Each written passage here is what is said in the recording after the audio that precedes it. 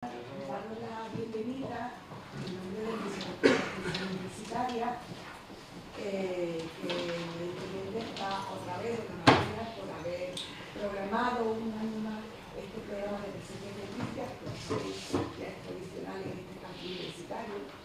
Y por tanto, a mí como representante del secretario de Inclusión,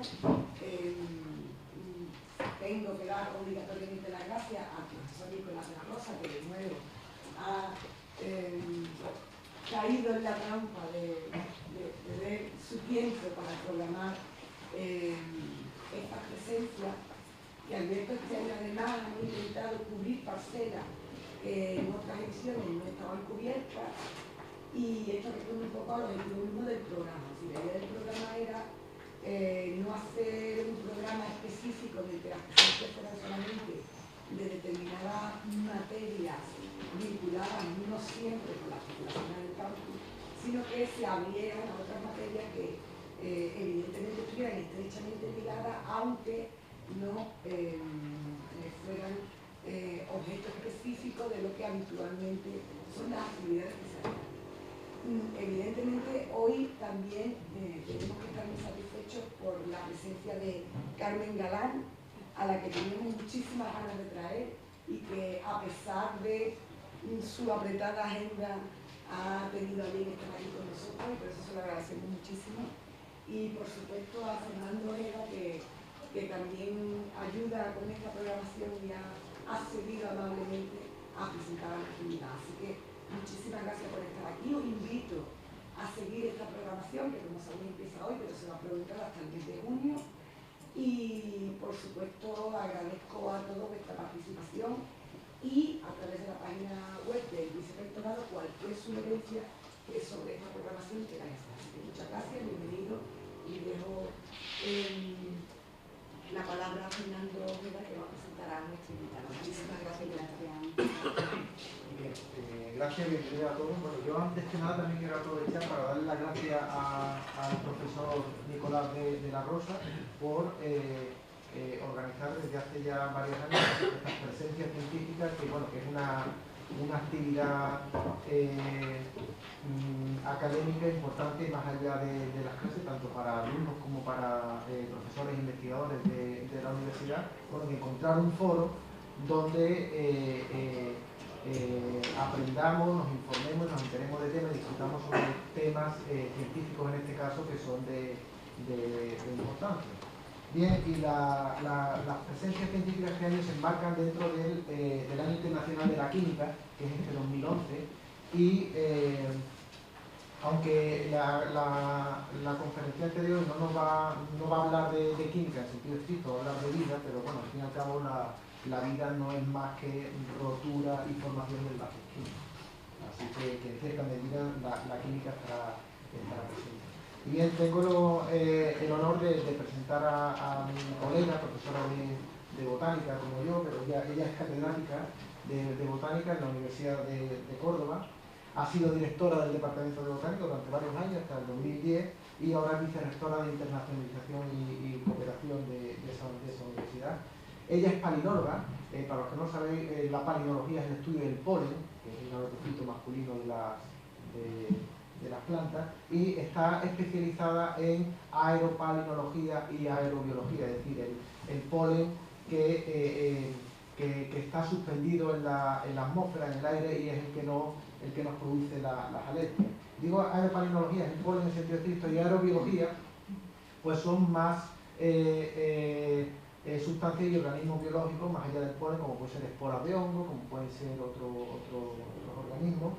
Y bueno, en este campo de la palinología y de la aerobiología, Carmen tiene muchas contribuciones, muchas publicaciones, tanto nacionales como internacionales. Además es editora o participa en el comité editorial de varias revistas, de la revista Aerobiología, que es una revista internacional holandesa. Es miembro del comité editorial de Annals of Agricultural and Environmental Medicine, que es una revista europea también. Editora asociada a la revista española Polen, que es una revista especializada en el estudio del polen, que sea el polen de la atmósfera o cualquier otra cualquier otro aspecto del estudio de la biología, la estructura del polen. Es coordinadora de la Red Española de Aerobiología y responsable en España de la Red Europea de aeroalergénicos, es decir, de las sustancias que están en la atmósfera y que nos producen alergia. Sería la convergencia o el punto de encuentro entre la biología, la botánica y la medicina. Y ya más en general, bueno, como veis, es una persona muy activa, yo estoy bastante sorprendido. Nos representa a todos, es decir, representa a las universidades andaluzas en el Consejo Andaluz de Medio Ambiente, desde 2003, en el Consejo Andaluz de Biodiversidad, desde el año 2005, y forma parte del grupo de expertos de cambio climático. Y de eso es de lo que nos va a hablar hoy, de calentamiento global, de cambio climático y probablemente del uso del polen como indicador biológico para inferir estos cambios que estamos viendo. Y bueno, no tengo más, cedo la palabra a la profesora. Muchas gracias, Fernando, y muchas gracias, Nicolás, también, de la Rosa, como representante también del vicedoctorado. Pues agradezco mucho pues, a que me hayáis ofrecido la oportunidad de estar hoy aquí con todos vosotros. Para mí, la verdad es que es un honor estar aquí, tener esa posibilidad con todos vosotros y con todas vosotras. Y os agradezco también a todos el que estéis hoy aquí para que podamos, pues no solamente la presentación de este tema, sino también pues, la discusión, ¿no? De una vez que terminemos, que seguramente va a enriquecer muchísimo pues, todas las actividades que estamos llevando en este campo, distintos grupos de investigación. Bien, y como se os ha comentado, no sé, la propuesta de esta conferencia es sobre el uso de indicadores biológicos en lo que sería esa constatación del calentamiento global. En realidad se está trabajando desde hace tiempo en todos los indicadores posibles para poder llevar a cabo estos estudios. Normalmente son indicadores en base a algunas variables como aerosoles o cualquier tipo de gases, también variables meteorológicas, pero en pocas ocasiones se utilizan bases de datos prolongadas, teniendo en cuenta pues, indicadores biológicos. En este sentido, transmitiros que en realidad de lo que se trata es de poner en evidencia la importancia que pueda tener esas observaciones directas del reciente cambio climático. Porque me gusta siempre hablar de ese reciente cambio climático, porque en realidad, como sabéis, pues todo el planeta Tierra ha estado sujeto a esa variación natural del clima a lo largo de todo el tiempo. Entonces no estamos hablando de algo muy particular, sino sencillamente de esa variabilidad del clima de la Tierra que puede estar provocado por un agente interno, ¿verdad? Una variabilidad interna o bien externa. En este sentido, referirme al hecho de que esa variabilidad interna se debe a esos procesos naturales que han venido ocurriendo a lo largo del tiempo dentro de lo que es un sistema climático, pero que luego también tenemos que tener en cuenta esa variabilidad externa debida a, bueno, variaciones en el forzamiento externo, que puede ser ese forzamiento externo realmente natural o haber sido provocado por cualquier agente externo que pueda ser, por ejemplo, la mano del hombre. Muchas veces cuando se habla de cambio climático y se especula mucho sobre el término, la terminología, cómo se está utilizando, bueno, hablamos siempre sobre variación natural o antropológica, muchas veces, sobre todo recientemente, ¿verdad?, del clima. Y en este sentido, de realmente transmitiros que, bueno, pues este último y este reciente cambio del clima pues está asociado con lo que es un calentamiento global. Está totalmente aceptado ya pues, por la comunidad científica, y el panel intergubernamental del cambio climático es lo que nos presenta. Y bueno, pues una de las cuestiones que se están tratando recientemente de una manera importante es el hecho de que el cambio climático está afectando de una manera importante a la fisiología, la fenología y la distribución tanto de las plantas como de los animales. Entonces, este hecho se está estudiando de una manera muy intensa en Europa a través de distintos proyectos que están implicados dentro de lo que es el programa marco de la Unión Europea.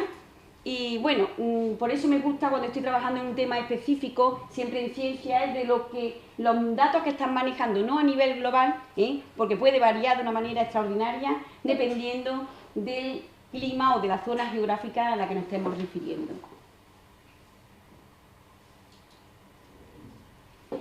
Pero bueno, de alguna manera os decía que está afectando al comportamiento, ¿verdad?, a la fenología. ¿Qué es la fenología? Porque a lo mejor algunos de vosotros lo estáis preguntando, ¿verdad? Entonces, fijaros aquí en estas fotos que he intentado poner, fotos del comportamiento en el desarrollo de alguna estructura reproductora en el caso de plantas. ¿Por qué? Pues porque soy botánica. Entonces me voy a permitir ese lujo. Hoy yo voy a hablar de las plantas. También hay estudios muy interesantes en animales.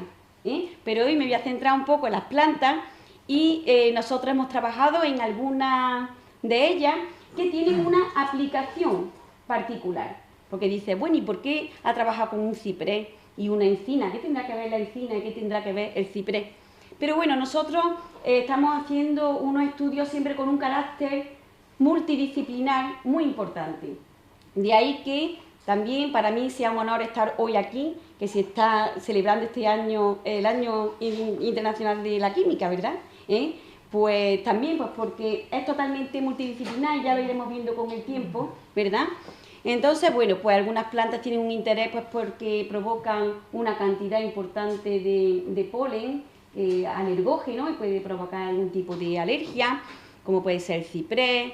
El olivo tiene un carácter también importante en temas de agronomía, también en alergia. La encina, que es mi preferida, esa es por el interés en el bosque mediterráneo que nosotros tenemos y la verdad es que estamos trabajando mucho con la encina, con el alcornoque, bueno, y con gramíneas, por trabajar también con herbáceas, pero en fin, en este sentido, transmitir que en realidad la fenología es, como dije, el arte de observar las distintas fases del ciclo de vida o actividades, tanto en las plantas como en animales, y su desarrollo temporal a lo largo del año. Nosotros en realidad lo que trabajamos es en fenología reproductora. Y bueno, haciendo una revisión bibliográfica sobre el tema, se está observando que en realidad son muchos los artículos científicos que nos presentan este tema, lo que es el estudio de la fenología, como un papel importante a la hora de tenerlo en cuenta como bioindicador de cambio climático. Además, pues normalmente cuando hacemos esos estudios de estas plantas, obtenemos un dato muy preciso, importante, a nivel local, pero en realidad son como las plantas como unos indicadores importantes de las condiciones que caracterizan un clima concreto. Entonces podemos trabajar a nivel local para conocer mejor cuál es el clima de una zona determinada, o a nivel general, regional, nacional, internacional, a través de bases de datos o de redes de trabajo. Y bueno, la fenología en realidad también transmitiros que se está trabajando desde hace muchísimo tiempo en estos temas, y que son temas, como digo, multidisciplinares, porque han sido botánicos o zoólogos, naturistas, de aquella época, ¿verdad?, muy interesados en los temas de la fenología, el comportamiento de las plantas o de los animales, meteorólogos, climatólogos, de tal manera, médicos también, en muchas ocasiones, porque los médicos eran naturistas, o los naturistas eran médicos, aplicaban a la medicina. Pero bueno, yo por poner solamente alguna pincelada, pues he querido citar a Carlos Linneo, que siempre lo estudiamos, sobre todo en botánica, o en todo lo que es la sistemática, la taxonomía, ¿verdad? Pero muy poquitas veces lo presentamos como el padre de la fenología moderna. Ahora se le empieza a presentar de esa manera, ¿verdad? Y realmente tenía pues su tratado sobre filosofía botánica, en el que ya se presentaban los resultados de algunas observaciones fenológicas importantes. en este caso ya no es un botánico, es un meteorólogo, Teodoro, que en realidad también fue el fundador de la primera red meteorológica paneuropea y se basaba muchísimo en observaciones fenológicas. En este otro caso también, pues Quetelet también trabajaba muchísimo con bases de datos de fenología, tanto de plantas como de animales, y realmente inspiraban a los servicios meteorológicos la importancia que tenía esto, porque fue cuando en realidad se empezó a trabajar incluso a modo de red. Las redes, que es la forma en la que debemos de verdad trabajar, hacer estudios de trabajo en forma de red, las redes fenológicas están trabajando de forma coordinada desde hace mucho tiempo, como podéis observar, y algunas de las primeras noticias que ya se dieron sobre cuál va a ser el clima de este año, cuándo va a ocurrir la primavera, el verano, cómo será. Fijaros que ya, de alguna manera, en aquel tiempo se hablaba, bueno, va a haber un adelanto de la primavera en Centro Europa, ¿pero por qué? ¿Porque se han hecho un estudio con las variables meteorológicas? Pues sí, pero también con las plantas y con los animales. Entonces es una mezcla, ¿verdad?, de variables que se trabaja con ellas para poder predecir de alguna manera más justa. Y esta es una red de jardines fenológicos internacional.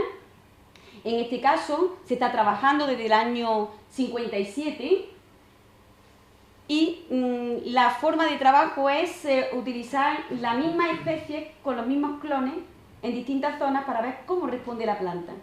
Fijaros que en el sur prácticamente no hay. ¿Por qué? Porque en alguna ocasión yo por lo menos siempre he tenido esa ilusión por empezar a trabajar, pero es que son una especie que aquí es muy difícil, aunque lo hemos intentado, pero no lo hemos logrado. Yo ya estoy intentando incluso proponer otras especies y que no puedan vivir en el norte, ¿no? Pero que tengamos todos derecho, ¿verdad?, a poder participar de esta red de jardines fenológicos que verdaderamente es muy atractiva. Además, es muy atractiva no solamente en lo que es para investigación, sino también para la docencia, porque son muchos estudiantes los que hacen sus clases prácticas en el jardín fenológico. Bien, esto es simplemente también para transmitiros que dentro de la Sociedad Internacional de Biometeorología, pues cuentan con un grupo de estudios exclusivamente en fenología. Están trabajando de una manera muy activa y pues fijaros cómo hacen estudios que ocupan un número muy prolongado de años para ver las tendencias del comportamiento de esas plantas, pues hacia un adelanto de la floración, un retraso, una mayor intensidad. Esto sería simplemente un ejemplo. Estas son algunas de las conclusiones que se están sacando de los estudios que se están realizando, en este caso, por ejemplo, a nivel europeo, ¿no? Pues en Europa el aumento de la temperatura media anual de los últimos 30 años está asociado con un avance en el inicio de la estación del crecimiento de las plantas y su extensión en el tiempo.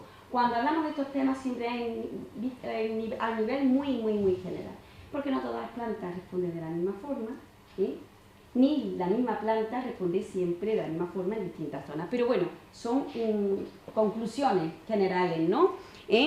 A escala regional en Europa, ¿qué ocurre? Bueno, pues en realidad se observa, no solamente porque tengamos algún estudio hecho ya a nivel europeo, sino porque estamos comparando también, haciendo una revisión bibliográfica. Ese cambio global está siendo bastante más marcado, siempre en temas de vegetación o de plantas, de flora, ¿verdad?, en Europa del Oeste y en Escandinavia, y la verdad es que las tendencias fenológicas en lo que es el este de Europa no son tan claras, no vienen siendo tan claras. También ahí, pues, la oscilación del océano del Atlántico también tiene algo que decir ahí, ¿verdad? Y luego también que muchas veces cuando vamos a estas reuniones que se organizan a nivel europeo, pues sobre todo se trabaja mucho con la temperatura, que es la variable más importante en este tipo de temas, pero siempre tratamos los del sur decir que en todos los modelos hay que incluir lo que es la disponibilidad de agua, porque para nosotros tiene un valor muy particular. Cuando trabajamos en estos temas, utilizamos esas variables, disponibilidad de agua, temperatura, pero hay otra posible interacción con otros componentes del cambio global, que es con ese aumento de CO2, ¿verdad?, que va a afectar bastante también a las plantas, porque todos vosotros habéis oído hablar de la fotosíntesis, ¿verdad? Además en los exámenes, ¿verdad? ¿Qué es la fotosíntesis? Bueno, pues ya sabéis que para la fotosíntesis, para las plantas, es completamente fundamental contar con CO2, ¿verdad? Entonces ese aumento del CO2 y también la deposición de compuestos nitrogenados pues favorece esa actividad en las plantas y les permite realizar la fotosíntesis. Por lo tanto, se puede observar, luego lo veremos si es verdad o no con el resultado de la investigación, pero se puede observar un incremento en la intensidad de la floración. Bien, antes estaba comentando mi compañero, Federico, que yo, la verdad que mi especialidad es la aerobiología, que es la aerobiología o la palinología. En realidad nosotros hacemos estos estudios sobre la fenología, el comportamiento de la planta desde el punto de vista de la reproducción, a nivel de campo. Hacemos observaciones de campo, que nos ofrecen un valor importante, pero siempre son datos cualitativos. ¿Sabéis la diferencia entre cualitativo, verdad? Algunas veces es difícil incluso cuantificar. Pero cuando trabajamos en aerobiología, nosotros lo que hacemos es un recuento de la cantidad de polen que hay en el aire. Entonces lo que obtenemos es una variable que es, en este caso, cuantitativa. En numerosas ocasiones, cuando trabajamos intentando generar modelos, pues es más fácil poder incluir una variable cuantitativa. Bueno, son contenidos de polen en el aire porque es polen que se emite a la atmósfera, que se dispersa, que se transporta, que se deposita, y son distintas variables meteorológicas las que están afectando. Pero bueno, con todas estas variables y con ese contenido de polen, pues nosotros intentamos siempre modelar. De ahí que a veces parecemos más físicos que botánicos, ¿verdad? Por eso decía ese carácter interdisciplinar de todas las tareas que se están llevando. Esto es simplemente una curva sobre el contenido de polen en el aire para que, de alguna manera, veamos que podemos también definir algunas fenofases, yo me gusta también llamarlas así, o fases fenológicas, que es el inicio de la estación, cuando se encuentra la fase más del pico, ¿no?, de la floración, y el final. De tal manera que, haciendo al mismo tiempo, llevando a cabo trabajo de campo y de laboratorio, podemos observar que un conocimiento sobre el contenido de polen en el aire pues ofrece un valor realmente cuantitativo sobre la fenología floral. Bien, a nivel de la península ibérica, digamos, ¿no?, hemos estado trabajando también, de alguna manera comprometidos en uno de los capítulos de esta evaluación del impacto del cambio climático en España. Son varios capítulos con los que cuenta este informe, que se publicó en el año 2005. Nosotros participamos de alguna manera en el capítulo quinto, que era el dedicado hacia temas de biodiversidad, pero siempre vegetal. Y bueno, el impacto directo de ese cambio climático en las plantas de la península ibérica, dice, va a ocurrir a través de dos efectos, porque luego presentaré el resultado de investigación en base a ello. Uno es el calentamiento, que lo hemos hablado antes, que puede provocar esa prolongación del periodo de actividad de las plantas, también del incremento, recordad que estábamos hablando del CO2, ¿verdad? Y otra variable importante que podríamos tener en cuenta es esa reducción en la disponibilidad de agua que estamos padeciendo en numerosas ocasiones. De tal manera que podemos estudiar el efecto de esos impactos directos a través de estudios en cambios fenológicos, ¿verdad? Migración latitudinal y altitudinal. A lo mejor estáis pensando ahora, pues más fácil la migración con las aves, ¿verdad? O con cualquier animal. Con las plantas no tiene, la encina de momento no tiene patas, pero como me empeñe, ¿verdad? Pero en fin, es importante, es muy importante estudiar la migración de las plantas, tanto a nivel latitudinal como altitudinal, y la interacción con esos otros componentes. Vamos a poner algunos ejemplos solo, que son siempre resultados de los estudios que estamos realizando aunque vaya a poner un gráfico claro a nivel local para que veáis, pero que después en realidad lo que estamos trabajando es en red. Por ejemplo, cambio fenológico, vamos a referir ahora, ¿verdad? Entonces, ¿cuáles son los valores que estudiamos nosotros cuando queremos estudiar ese cambio? En primer lugar, transmitiros que teniendo en cuenta esa base de datos, para tener la posibilidad de utilizar un indicador biológico, pues nosotros empezamos a trabajar con esas observaciones fenológicas de estas plantas en el año 82. Eso dice algo también de la edad que tengo, porque claro, fue la tesina, pero en fin, ¿qué le vamos a hacer? Pero desde entonces no hemos dejado de tomar datos de campo o bien de laboratorio, de tal manera que contamos con una base de datos pues, de cerca de 30 años. Bien, ¿qué es lo que ocurre con el comportamiento de estas plantas? Este es un caso que pongo como la encina, ¿verdad? Bueno, pues el inicio de la floración, ahí es representado con la fecha juliana, ¿verdad? Desde el día 1 de enero, pero en fin, lo que se observa es que hay una tendencia hacia un adelanto de la floración. O sea que tenemos unas temperaturas más cálidas, unos inviernos más suaves, y entonces como la planta lo que necesita es acumular una cierta cantidad de horas de calor para comenzar la floración, pues los alcanza antes y se adelanta esa floración. Este es un indicador que ya nos está diciendo un cambio. Ese cambio es un adelanto de la floración. En este caso de la encina. ¿Qué pasa con otras plantas? En el olivo también hay un adelanto. Este adelanto no es tan claro, porque realmente la encina florece en primavera tardía, algo más tarde. Depende de la temperatura, pero también de algo más. La duración de la floración viene siendo más prolongada, la tendencia al alza, porque se adelanta bastante más, pero luego termina más o menos, aunque se adelante un poquito, pero no con tanta intensidad. ¿Qué ocurre? Pues que ese adelanto de la floración de estas plantas están haciendo que se vean más expuestas a eventos extremos. Este reciente cambio del clima que estamos viviendo, ¿verdad? No solamente ese aumento de las temperaturas, sino también una mayor cantidad de eventos extremos. Son caídas de la temperatura en un momento determinado o olas de calor. Bien, pues ese adelanto de la floración está provocando en numerosas ocasiones una necrosis de algunas de las partes de la flor, de tal manera que no tiene capacidad para poder continuar con su desarrollo. Y otro factor que afecta a los cambios fenológicos, ya no la temperatura o esos eventos extremos, sino también la disponibilidad de agua. Ahora fijaros, yo ya he dejado la encina a un lado y al olivo también. ¿Por qué? Porque son plantas leñosas.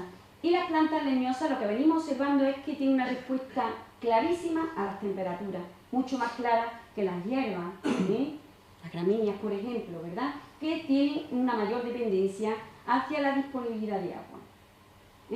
Por lo tanto, ¿qué es lo que viene ocurriendo? Fijaros que antes el adelanto de la floración era muy claro. Ahora ya no es tan claro. Incluso lo que se observa es un cierto retraso. ¿Por qué? Porque empiezan a florecer, pero realmente cuando ya ha llovido algo y ya cuentan con esa cantidad de agua. Si no, si pueden, esperan. Si pueden, esperan. Y por lo tanto, la duración de la floración pues tampoco es tan prolongada. Por eso os decía que no todas las plantas, cuando se sacan esas conclusiones generales del efecto de las plantas, un adelanto de la... No, todas las plantas no se comportan de la misma manera. Depende muchas veces de la lluvia, de los días de lluvia, incluso en la intensidad de floración. Esa disponibilidad de agua. Otro factor importante en esos impactos directos era el de la migración. Migración tanto latitudinal como altitudinal. También de las plantas, vamos a seguir hablando de ellas, pero hay una conclusión importante en este estudio que se hizo, que era la mediterraneización del norte de España y la aridificación del sur serán las tendencias más significativas para el próximo siglo. Esas eran las conclusiones de este estudio. Para eso transmitiros que en realidad eso es un mapa que he cogido de internet, de la ocupación potencial de bosque ibérico, para señalaros de alguna manera lo que es esa región eurosiberiana, justo del norte, ¿verdad? Está la mancha ahí verde, y luego ya todo el resto es el área mediterránea, o sea que es mediterraneización del norte peninsular, porque en el norte de la península lo que nos encontramos son con esos bosques esclerófilos, ¿verdad?, que están bastante más expuestos a estas tendencias, y lo que se espera es precisamente pues un desplazamiento desde la especie perennifolia hacia el norte. Entonces, algunas de las conclusiones, una de ellas era desplazamiento de la encina y alcornoque hacia el norte peninsular a expensas de esos bosques caducifolios, o sea, un tipo de migración. Por poneros, simplemente por citar un ejemplo, siempre me da por la encina, pero hay muchísimos más. Y a nivel altitudinal, pues también nos encontramos con esta situación que se puede dar de aridificación, que, bueno, esa expansión de plantas que están localizadas a menor altitud, que luego se desplazan hacia mayor altitud y que lo que provocan en realidad, pues pueden provocar, no siempre, pero es una fragmentación, digamos, importante del paisaje. De tal manera que la eficacia, como esto siempre se trata de una migración, pues la eficacia va a depender de que los hábitats de nueva ocupación no estén ocupados por otro tipo de especies que puedan llegar a ser competitivas. Y bueno, la interacción con otros componentes del cambio global. Bien, son otros componentes, no es la temperatura, no es la lluvia o la disponibilidad de agua. Realmente estamos hablando, en este caso, pues siempre se utiliza como bioindicador, como indicador el CO2, y así lo haremos, pero vamos, de cualquier manera simplemente es transmitiros que en realidad un aumento de CO2, lo que la sospecha o la hipótesis de trabajo es que aumenta la intensidad de la floración, ¿vale? Bueno, pues nosotros utilizando el índice polínico, la cantidad de polen año tras año, lo que venimos observando en estas últimas 3 décadas es un aumento del índice polínico, por lo tanto un aumento de la floración de la planta. Y en este caso, fijaros que es una tendencia siempre positiva. Este es el caso de la encina. Hombre, si digo del olivo me vaya a decir, bueno, pero si es que hay más extensión de olivo, hay más cultivos, pero la encina ya no tanto, o por ejemplo en el caso de las gramíneas, hay distintas especies que estamos estudiando. Lo que se viene observando siempre es un aumento, ¿verdad?, de la floración. Bien, bueno, pues una vez visto simplemente lo que he intentado expresar de alguna manera, unos gráficos así claros, ¿verdad?, a nivel local, para no complicar el tema, pero son estudios que están haciendo, como digo, en base a redes. Tenemos la red española de aerobiología, también la red europea a nivel internacional. Bien, pero todos estos datos lo que nos permiten es generar una serie de modelos de comportamiento. Y ahora yo os pregunto, bien, cuando estamos hablando de cambio climático, ¿qué es lo que está ocurriendo ahora en este momento? Pero ¿podemos establecer algún tipo de proyección de futuro? Bueno, pues los meteorólogos, los climatólogos nos presentan esas proyecciones de futuro. ¿Cómo serán las temperaturas de aquí hasta final de siglo? O cómo será la lluvia, o cómo será la concentración de algunos gases, efecto invernadero, ¿verdad? Entonces pensamos, bueno, ¿y por qué no lo hacemos nosotros? ¿Y cómo estará la encina a final de siglo? ¿O cómo estará el olivo? Entonces, bueno, pues hemos intentado establecer algún tipo de proyección, que en un principio pensábamos que a lo mejor no era tan fácil, pero os voy a indicar de qué manera. Ya sabéis que hay distintos tipos de modelos, ¿verdad? Nosotros en ese momento trabajamos con el Hadley Center del Reino Unido, pero estos modelos que hemos ido generando del comportamiento de las plantas nos han indicado que, por ejemplo, en el caso de las plantas leñosas, la verdad es que a lo que mejor responden es a la temperatura. Por lo tanto, un cálculo de horas de calor necesario para que se dé la floración es fundamental. Prácticamente con esa variable salimos adelante. En el caso de plantas herbáceas, desde luego, solo la temperatura no se puede considerar. Hay unos modelos unificados en los que incluimos fotoperiodo, también disponibilidad de agua y otras variables, ya más complicado. Yo el ejemplo que os voy a poner, obviamente va a ser de un árbol, que es más fácil para comprenderlo. Y en este caso, vamos a tener en cuenta la temperatura. Para tenerlo en cuenta, es fácil, porque lo que voy a poner son fotos, pero he querido representar en ese gráfico dos periodos de floración consecutivos.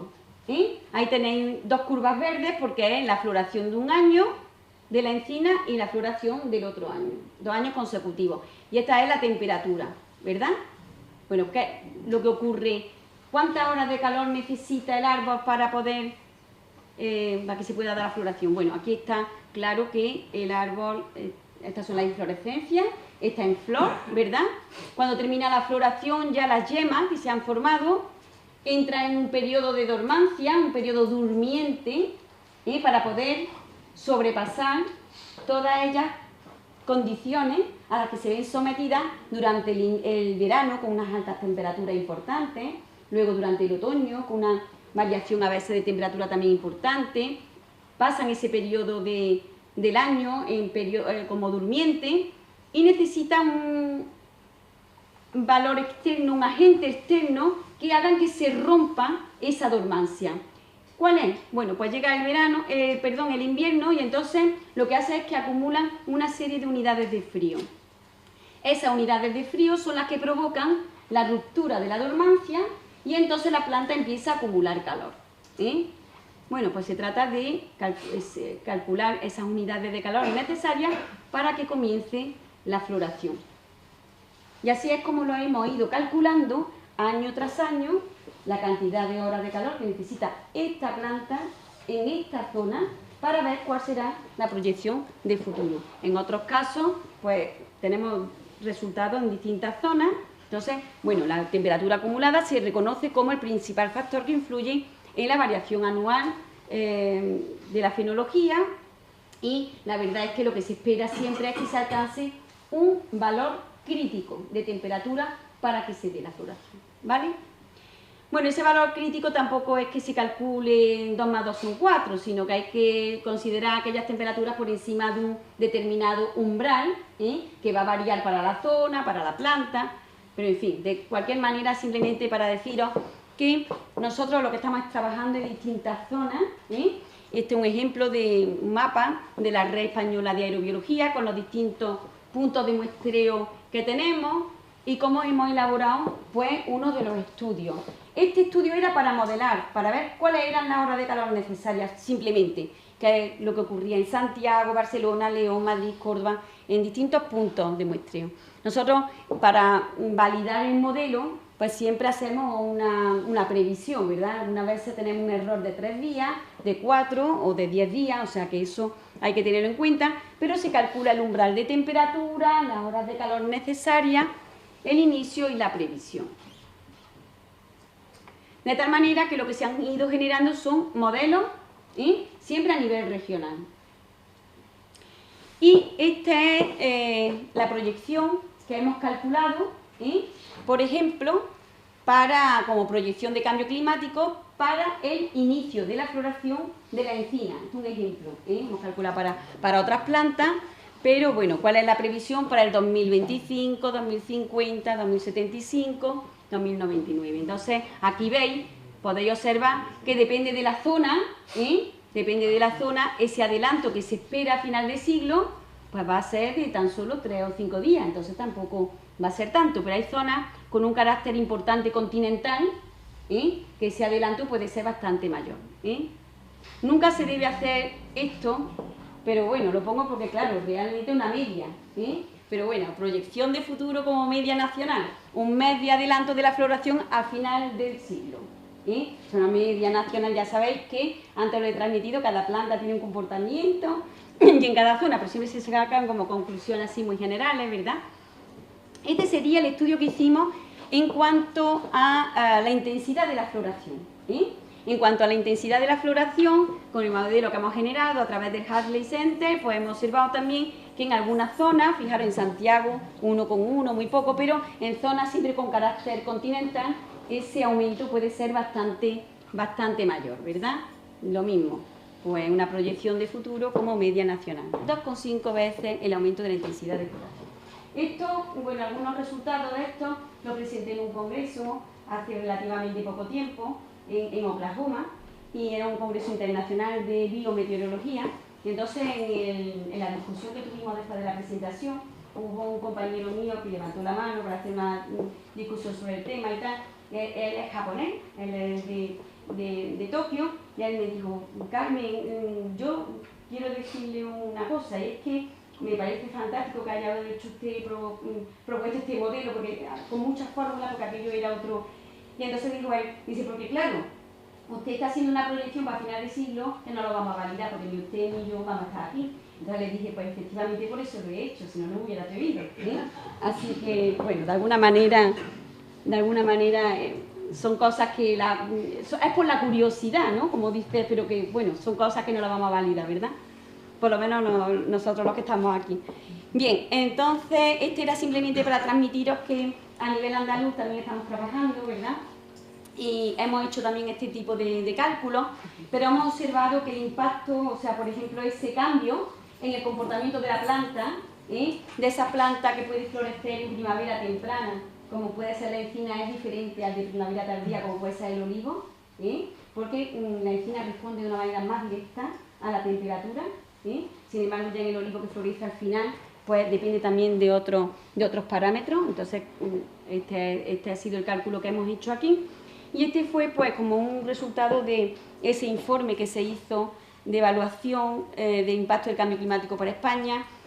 Bueno, el tratar de transmitir que hay que investigar mucho más, que todo esto se puede mejorar y se debe de mejorar, y que una de las recomendaciones que se hacían en aquel capítulo del libro era, pues se recomiendan como 3 líneas importantes de investigación, como son el monitorizaje del cambio actual y modelos de predicción,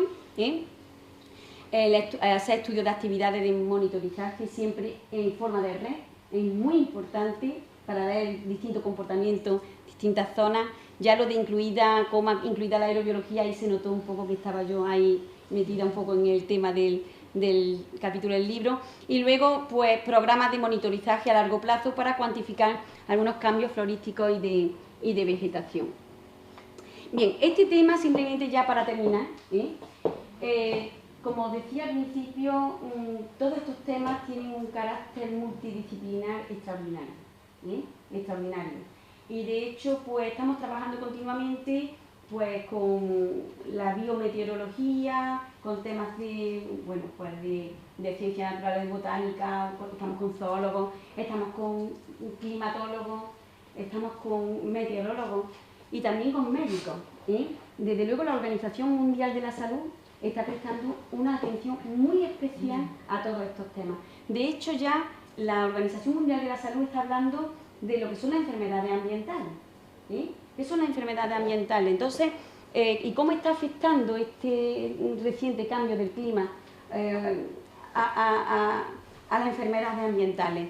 Pues hace referencia también la Organización Mundial de la Salud a esos impactos directos por una exposición de la población a las condiciones meteorológicas que pueden ser de riesgo, o impactos indirectos. Y en esos impactos indirectos ya tienen una implicación, una serie de variables que hay que estudiar. Y ellos recomiendan 3. Son como 3 enfermedades ambientales. Una son las enfermedades transmitidas por vectores.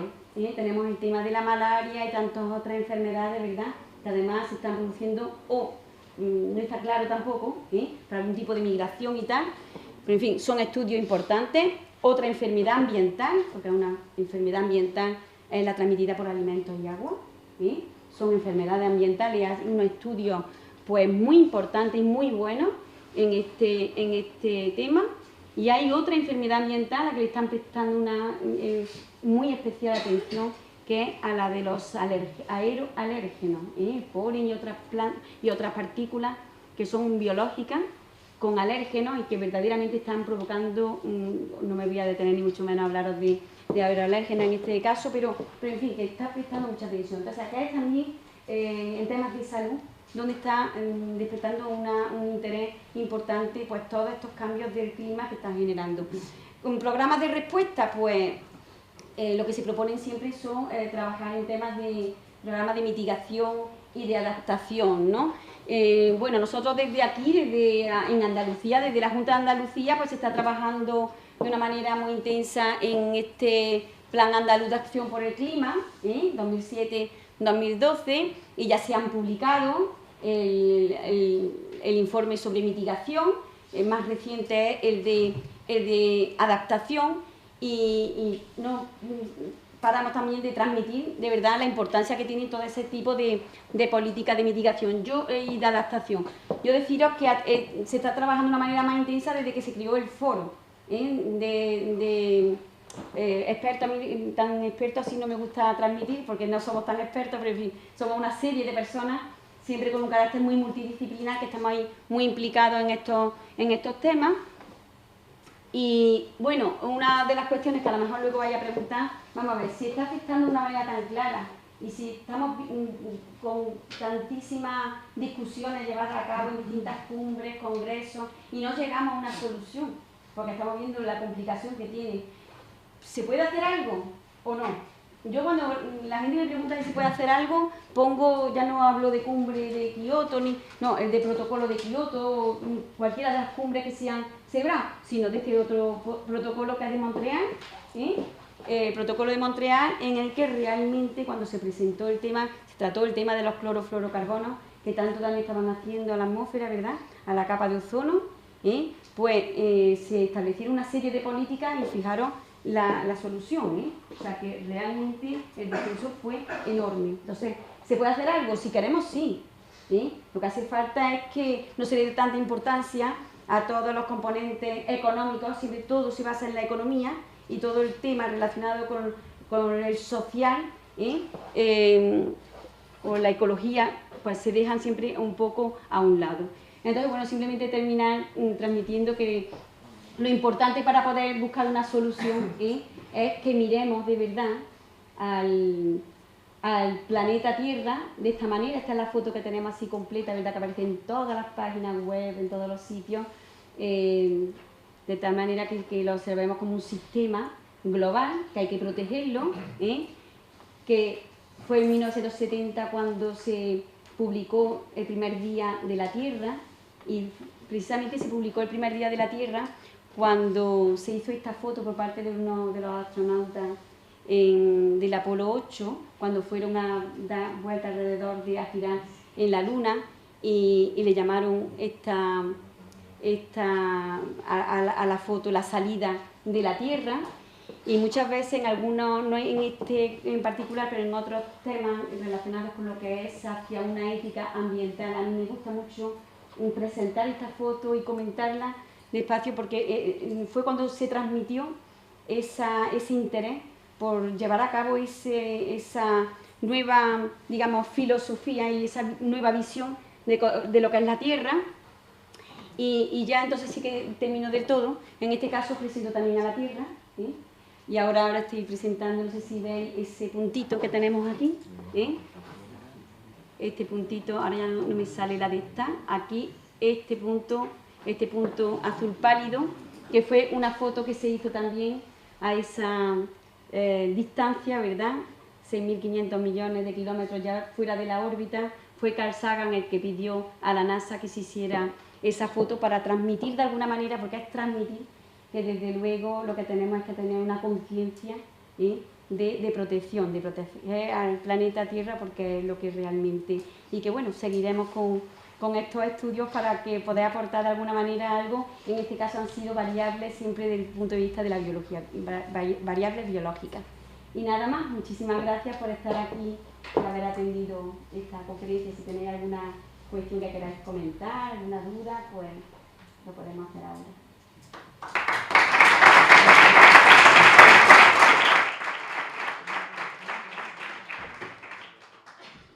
Bueno, Carmen, muchísimas gracias por tu charla tan interesante, y bueno, si tenéis alguna cuestión, ¿qué hacer? yo sí tengo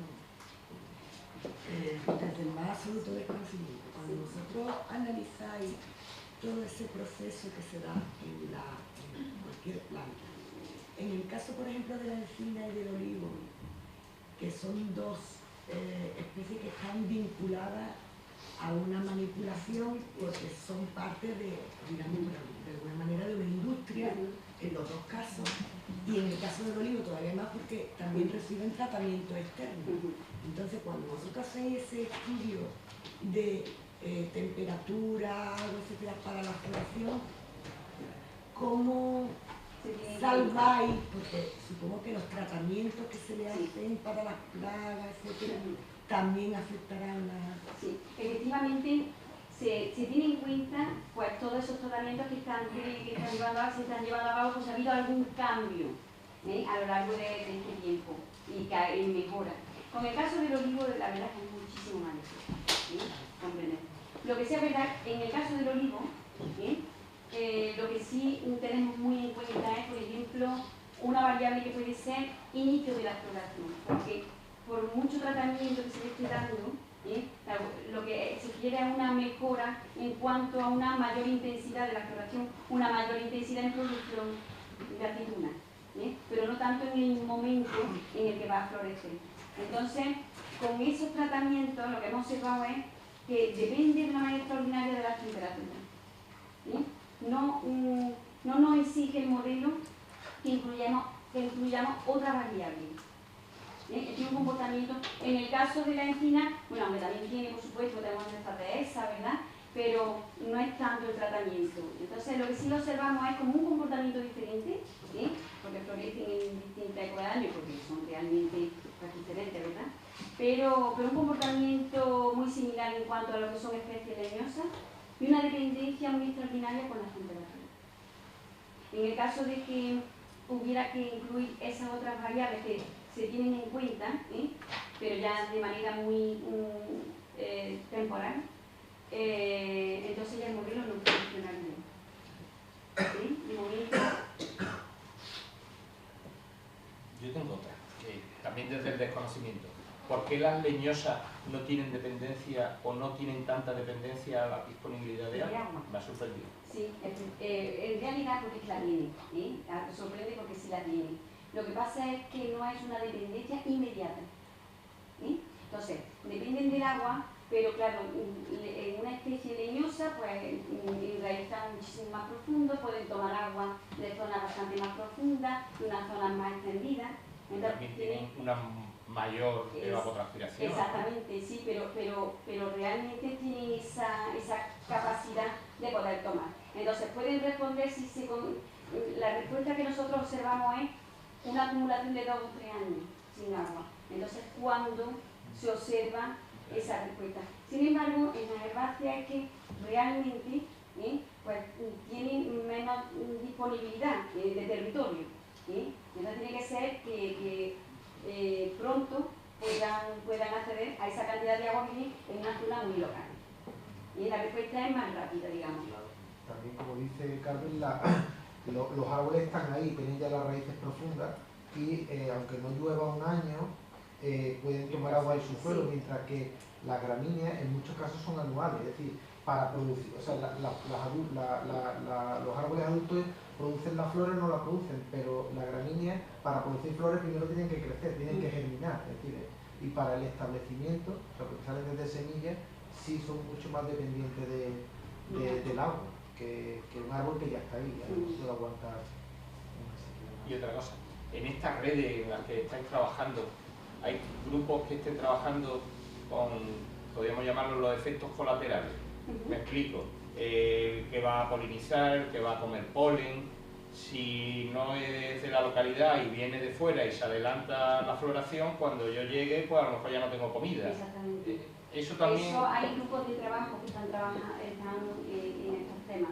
Entonces nosotros trabajamos como somos más bien especialistas en temas de aerobiología, trabajamos con plantas anemófilas, que son las plantas que aprovechan el viento para el transporte del polen.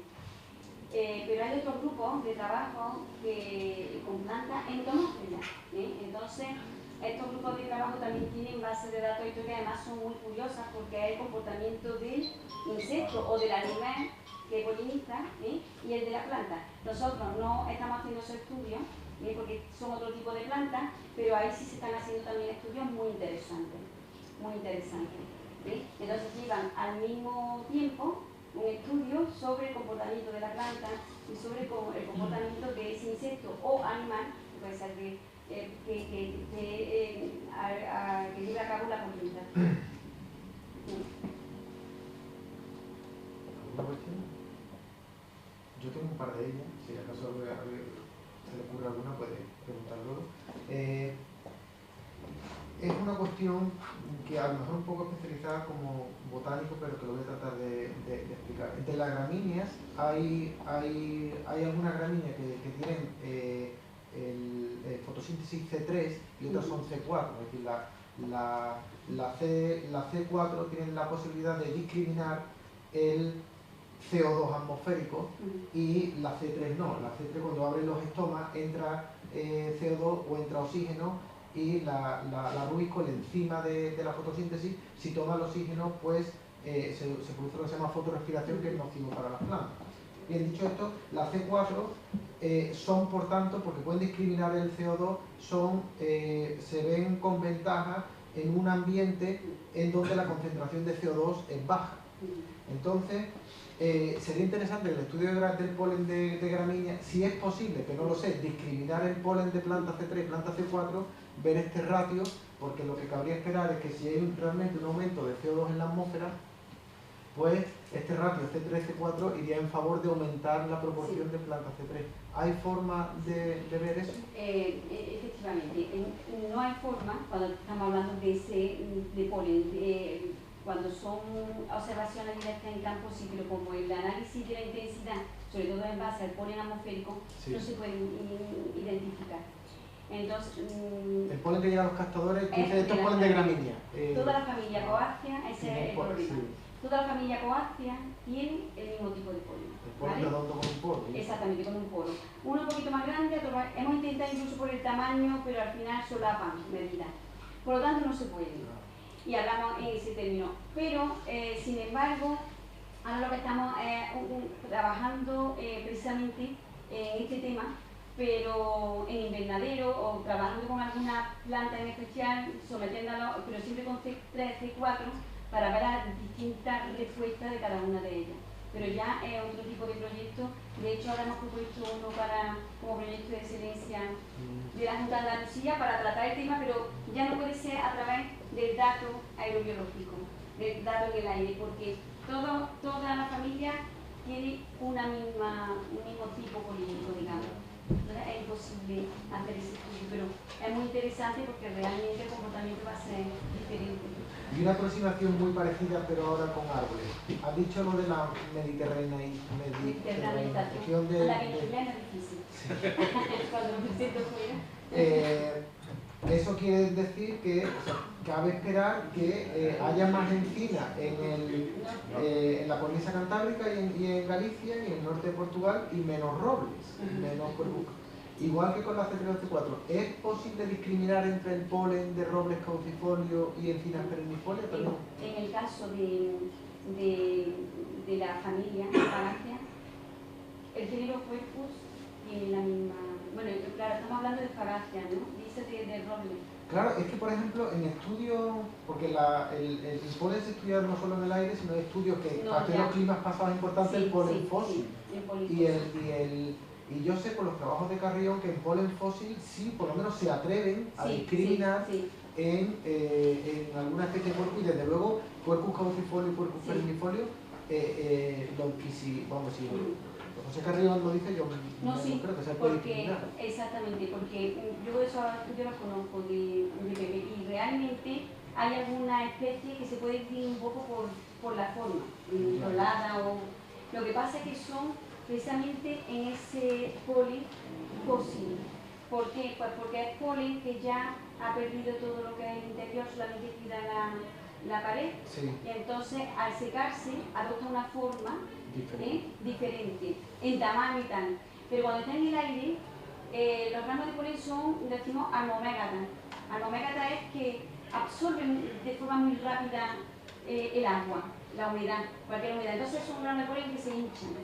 Cuando están en el aire, dependiendo de las condiciones meteorológicas, van a hinchar. Entonces ahí, cuando ya se unen a la gelatina para mirar la microscopía, hay ya esa forma que es más prolado o más oblado, imposible. Pero en esos estudios de Pepe Carrión sí es verdad que... Es que sería interesante porque tú ves que aumenta el polen de encina ahí, pero a lo mejor aumenta el de roble también. Claro. Y realmente es otra... Estos son estudios de paleopalynología, que son muy interesantes, muy interesantes. ¿Alguna cuestión? Una pregunta. Precisamente relacionado con esto último. Claro, una planta no tiene la capacidad de moverse, por tanto estas migraciones que se producen por efectos climáticos deben de tener unas ventanas temporales bastante amplias, ¿no? Y precisamente cuando hablamos de cambio climático ahora o de calentamiento global, uno de los factores fundamentales es la velocidad con la que se está produciendo. Entonces, supongo que más que migraciones, o no sé si se detectan claramente esas migraciones ya, lo que debe ocurrir es que las plantas son sometidas a un estrés considerable que incluso ponga en riesgo su existencia, ¿no? Sí. La verdad es que esa parte es el resultado de otro estudio, porque la parte nuestra era siempre en fenología, ¿no? Entonces eso siempre a corto plazo se puede observar. En el caso de las migraciones se necesita un periodo muy extraordinariamente prolongado. Entonces yo en este caso del estudio, que lo que se proponía era esa, digamos, migración o ese movimiento, ¿verdad? Siempre se van a mover, porque aquí puede ser que esté una situación y que vayan desapareciendo, pero luego pueden desplazarse a otra zona y eso se ha dado siempre, ¿verdad? Es un proceso, es un poco de cara al futuro. En base, también recomendaban ellos los estudios, no solo aerobiología, yo que como soy así he puesto de aero, pero la paleopalynología y otros estudios así que llevan un periodo muchísimo más prolongado de tiempo.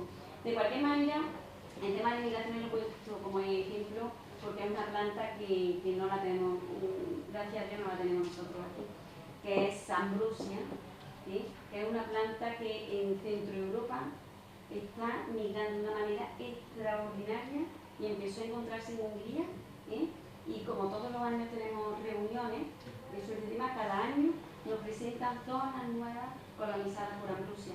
Ambrosia tiene un grano de polen que provoca una cantidad de alergia extraordinaria. Incluso ya hay no solamente alergólogos preocupados por el polen de Ambrosia, sino también psiquiatras. Ambrosia sería una gran beneficiada del cambio. Esa se está volviendo loca en el cambio global. Y la otra cuestión que quería preguntar es, cuando se habla de modelos climáticos, los resultados a 100 años vista, al año 2099, pues según el modelo y según los parámetros que entren dentro de ese modelo, van desde 2,5 grados hasta 8 o 9 grados de aumento.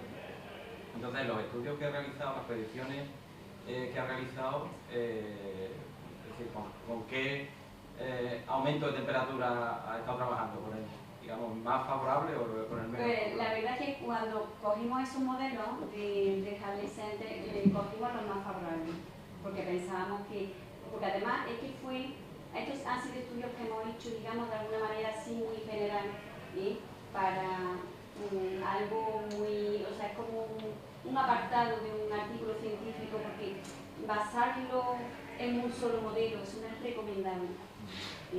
Siempre normalmente se utilizan distintos modelos para ver, pero bueno, era una manera de poner sobre la mesa.